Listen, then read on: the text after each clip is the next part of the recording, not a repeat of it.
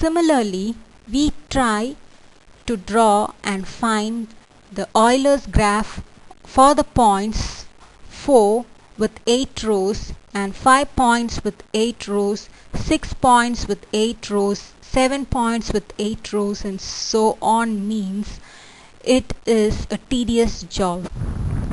So let us go in for an easier method to understand this problem of finding the Euler's graph in this permutation.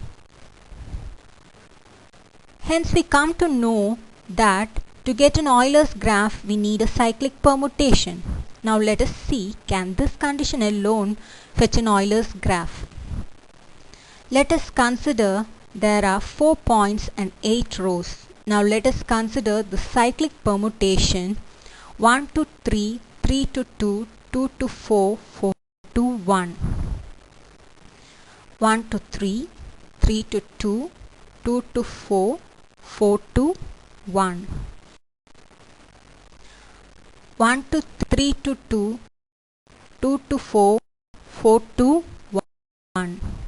1 to 3, 3 to 2, 2 to 4, 4 to 1. One cycle is finished. Similar way, if we proceed, the second cycle is also finished. Third cycle is also finished, and finally the fourth cycle is also finished. In this we get 4 independent cycles.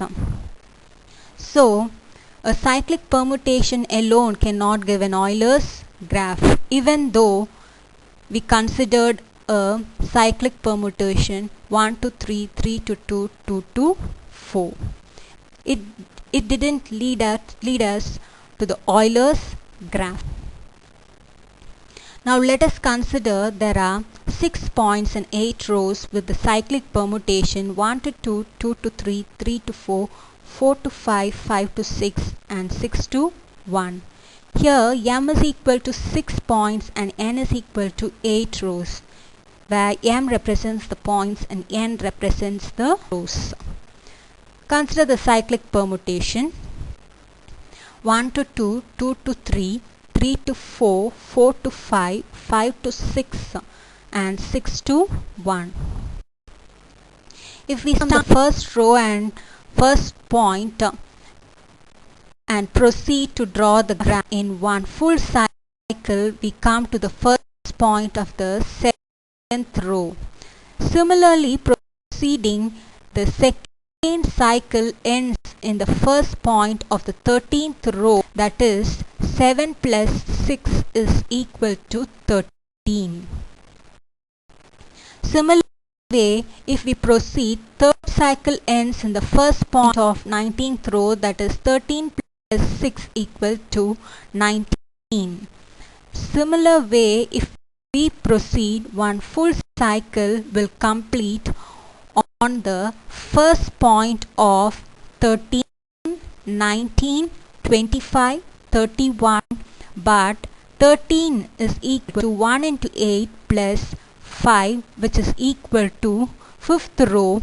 19 is equal to 2 into 8 plus 3, which is equal to the 3rd row. 25 is equal to 3 into 8 plus 1, which is equal to the 1st row. 31 is equal to 4 into 8 plus 7, which is equal to the 7th row, and so. But when we come back to the first point of the first row again, we come back to the starting point where we started. It is not an Euler's graph because many points are left. Hence, cyclic permutation alone will not fetch an Euler's. Now let us find why we didn't get an Euler's graph, even though 1 to 2, 2 to 3, 3 to 4, 4 to 5, 5 to 6 is a cyclic permutation. We can write 7 as 1 into 6 plus 1, 13 as 2 into 6 plus 1, 19 as 3 into 6 plus 1, 25 as 4 into 6 plus 1, and so on. So in general we can write r into 6 plus 1. Here 6 is the number of points.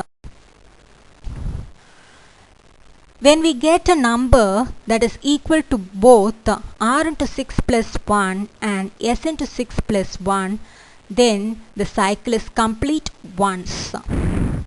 Hence 25, which is equal to 4 into 6 plus 1, which is also equal to 3 into 8 plus 1.